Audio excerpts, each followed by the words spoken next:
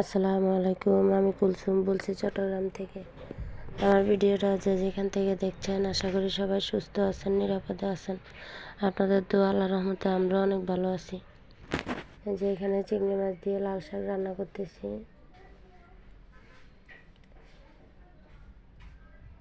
শাকগুলো একদম টাটকা, আর শীতের দিনে শাক সবজি বেশি ভালো লাগে।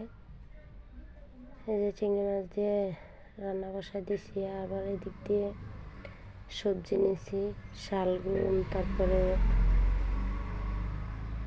গাজর, পেঁপে, এগুলো সব দিয়ে বেশি মশলা দিব না, কারণ সবজির সাথে আমাদের বেশি মশলা ভালো লাগে না। এই সবজিটা এভাবে চিংড়ি মাছ দিয়ে রান্না করলে আমাদের বাসার সবাই অনেক পছন্দ করে, বাচ্চারাও খেতে চায়। ভাতের সাথেও খাওয়া যায় বা সকালে রুটি পরোটার সাথেও খাওয়া যায়, অনেক ভালো লাগে।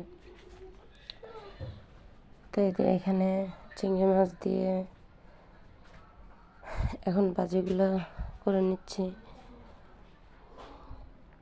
এই যে সবগুলো সবজি দিয়ে দিচ্ছি এখন। এই সবজিটা খেয়ে দেখবেন একদিন, অনেক মজা খেতে। যারা যারা সবজি খেতে চান খেতে পারেন, যারা খেতে চান না তারাও একদিন করে দেখবেন। বিভিন্ন রকমের এই সবজি দিয়ে, চিংড়ি মাছ দিয়ে সবজিটা করলে অনেক ভালো লাগে, বাচ্চারা অনেক পছন্দ করে। তারপরে এদিক দিয়ে চলে আসলাম রাত্রের খাবার খেতে। শাক সবজি এগুলা দিয়ে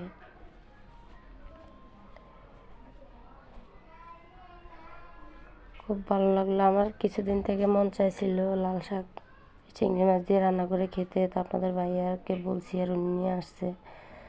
তার জন্য গরম গরম ভাত আর গরম গরম শাক দিয়ে ভাত খেতে খুবই ভালো লাগে আমার থেকে রাত্রে, কিন্তু দিনে অতটা ভালো লাগে না, কারণ দিনে হয়তো বা সবাই মিলে একসাথে খেতে পারি না। এই যে রাত্রে এখন সবজিগুলো করে নিছি, এগুলো সকালে দুপুরে চলবে, এখন রাত্রে যা খাবার খাবে এই আর কি।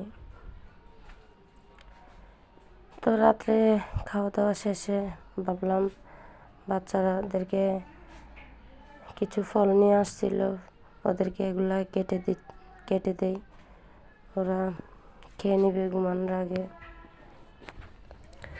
আর ছেলেটারও আজকে কয়েকদিন ধরে গায়ে জ্বর, ছোটো মেয়েটারও কানের সমস্যা, এই কারণে ও সারা রাত অনেক কান্না করে।